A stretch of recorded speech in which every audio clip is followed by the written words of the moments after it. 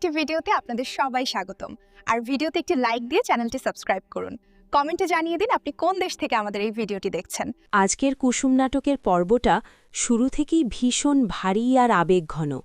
একদিকে যেখানে কুসুম নিজেকে প্রমাণ করার চেষ্টা করছে গাঙ্গুলি বাড়ির যোগ্য বউ হিসেবে, অন্যদিকে সেখানে দেবলীনার আসল মুখটা ধীরে ধীরে আরও স্পষ্ট হয়ে উঠছে।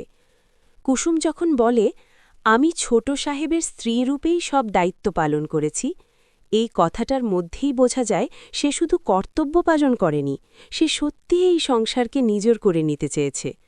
কিন্তু দেবলীনা, সে পুরো পরিস্থিতিটাকেই নিজের স্বার্থে ব্যবহার করছে। ঈশানকে কাজের লোকের মতো ব্যবহার করা, তাকে মানসিকভাবে অপমান করা, সব মিলিয়ে দেবলীনার চরিত্রটা আজকের পর্বে একেবারে নগ্ন হয়ে গেছে। বিশেষ করে সেই দৃশ্যটা যেখানে দেবলীনা ঈশানকে বলে, বিয়ের পর সারাটা জীবন তুমি আমার পার্সোনাল কাজের লোক হয়ে থাকবে।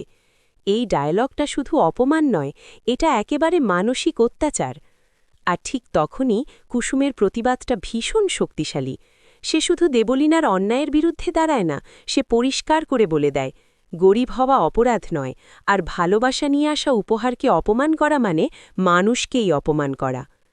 শাড়ির সেই দৃশ্যটা খুবই গুরুত্বপূর্ণ।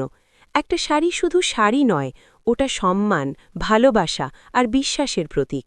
আর দেবলীনা সেই জায়গাতেই নিজের ছোট মানসিকতার পরিচয় দেয়। অন্যদিকে অনুশ্রী আর তার বাবার কথোপকথন পর্বটাকে আরও গভীর করে তোলে। বাবার অতীতের বিশ্বাসঘাতকতার গল্প, ইন্দ্রাণী গাঙ্গুলির প্রতি তার অবিশ্বাস, সব মিলিয়ে বোঝা যায় এই বিয়ে শুধু দুজন মানুষের নয়, এটা বহু বছরের ক্ষত আর ভয়ের সঙ্গে জড়িয়ে আছে। আর আলতা উৎসবের দৃশ্য, বাইরে থেকে যতটা আনন্দ, ভেতরে ঠিক ততটাই ভাঙন। দেবলীনার অভিনয়, তার ফেক হাসি আর ঈশানের ভেতরে ভেঙে পড়া সবকিছু একসাথে দেখিয়ে দেয় এই বিয়ের ভিতটা আসলে কতটা দুর্বল।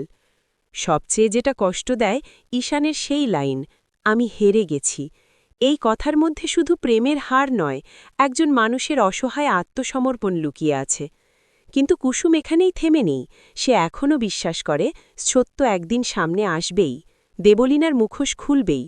সব মিলিয়ে আজকের কুসুম নাটকের পর্বটা ছিল আবেগে ভরা, মানসিক টানাপড়নে ঠাসা আর ভবিষ্যতের বড় বিস্ফোরণের স্পষ্ট ইঙ্গিত। এখন দেখার বিষয় একটাই, এই বিয়ে কি সত্যিই হবে, নাকি শেষ মুহূর্তে সত্য সব কিছু উল্টে দেবে।